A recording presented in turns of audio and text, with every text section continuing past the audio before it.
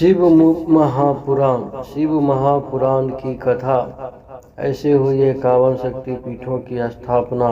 ब्रह्मा के पुत्र प्रजापति दक्ष की पुत्री सती से भगवान शिव का विवाह हुआ। कुछ समय बाद दक्ष को पूरे ब्रह्मांड का अधिपति बना दिया। इससे दक्षिण में अभिमान आ गया। वह अपने आप को सर्वश्रेष्ठ समझने लगा। एक यज्ञ में भगवान शिव द्वारा खुद को प्रणाम न करने पर दक्ष ने उन्हें अनेक अशब्द कहे। दक्ष ने शिव को श्राप दिया कि उन्हें देव यज्ञ में उनका हिस्सा नहीं मिलेगा। यह सुनकर नंदी ने भी दक्ष को श्राप दिया कि जिस मुंह से वह शिव का निंदा कर रहा है वह बकरे का हो जाएगा। कुछ समय बाद दक्ष ने एक भव्य यज्ञ का आयोजन किया। उसमें सभी देवी देवताओं को बुलाया गया और अभिमानी दक्ष ने शिव को उस यज्ञ से बहिष्कृत कर दिया। किसी तरह सती को यह पता चला तो उन्होंने शिव से उस यज्ञ में जाने की अनुमति मांगी। पहले तो शिव ने उन्हें समझाया, पर जब वे नहीं मानी तो उन्होंने सती को वहां जाने की अनुमति दे दी। सती अपने पिता के घर पहुंची तो दक्ष ने उनके आंखें फेर ली।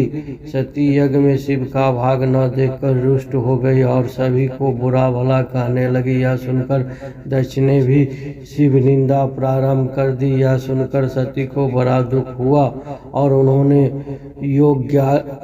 योगाग्नि से अपने शरीर को भस्म कर दिया। यह देखकर शिव के गणों ने दक्ष यज्ञ पर हमला कर दिया और देवताओं ने उन्हें वहां से भगा दिया।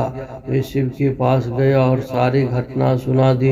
यह सुनकर शिव को बड़ा क्रोध आया। उन्होंने अपनी एक जटा को उखाड़कर जमीन पर मारा, जिससे वीरभद्र महाकाली प्रकट हुए। शिव ने उन दोनों को दक्ष का यज्ञ विध्वंस करने की आज्ञा दी। उन्होंने पल भर में ही दक्ष का यज्ञ विध्वंस कर डाला और वीरभद्र ने दक्ष का सिर काट कर उन्हें यज्ञ की कुंड में फेंक दिया।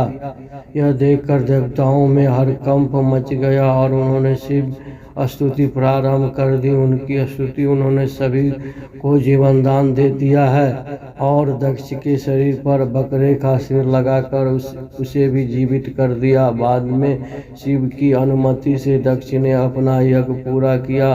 अपनी प्रिय पत्नी के शव को लेकर शिव पूरे ब्रह्मांड में घूमने लगे। उनके प्रताप से सारी सृष्टि जलने लगी। तब विष्णु ने अपने सुदर्शन चक्र से सती के शरीर के 51 टुकड़े कर दिए। जहाँ जहाँ गिरे वहाँ शक्ति पीठों की स्थापना हुई।